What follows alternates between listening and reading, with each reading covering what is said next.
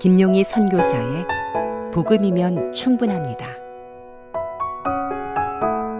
사사시대에 빛난 복음. 네 번째, 하나님의 약속에 운명을 건 사람들.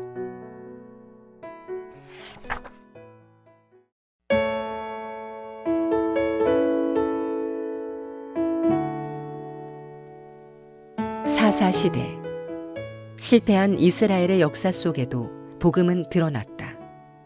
그 복음은 소망 없는 모습으로 전락한 이스라엘을 통하여 메시아를 보내주시겠다는 하나님의 약속이었다. 이 하나님의 언약 속에 오실 메시아의 모형이 보아스였다.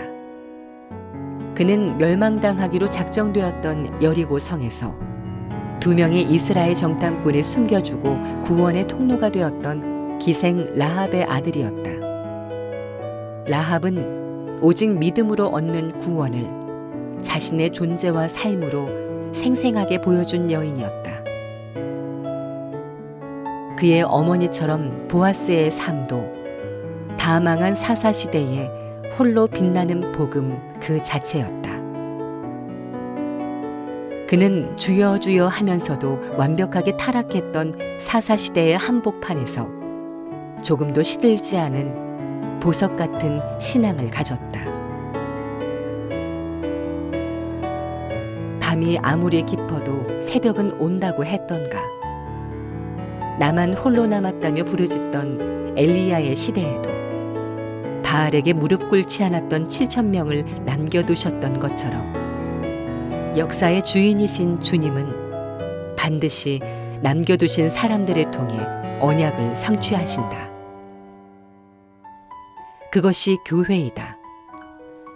절망적인 상황 가운데서도 주님의 은총 안에 있었던 사람들의 신앙은 역사 한복판에서 더욱 빛난다. 복음을 가진 교회가 넘어진다 해도 교회는 여전히 교회이며 아무리 실망스럽고 형편없는 꼴을 하고 있을지라도 복음을 가진 유일한 곳이 교회다. 주님은 속히 이 땅에 다시 오실 것이라 말씀하셨다.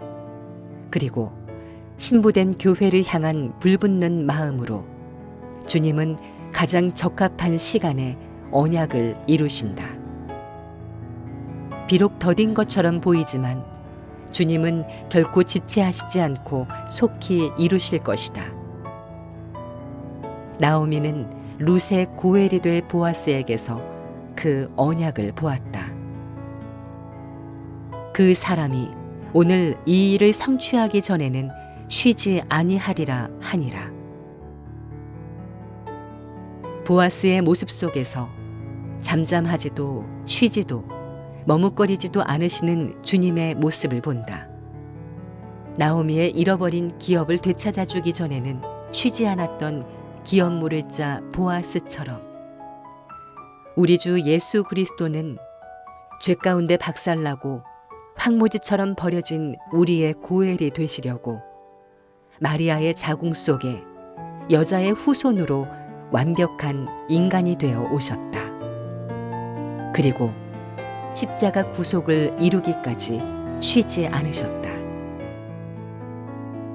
종교개혁 500주년을 지난 지금 마치 사사시대를 보는 것 같은 이때 하나님이 세우신 진정한 왕 다윗이 나타나기까지 복음이 생명이 된 보잘것없는 사람을 보고 싶다.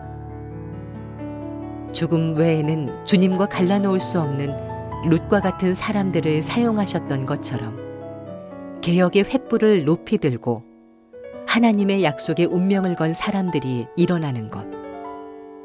주님과 함께 죽고 내 안에 주님이 사시는 경건의 열망을 가진 이 땅의 라합, 룻, 보아스 같은 사람들을 보고 싶은 것이다.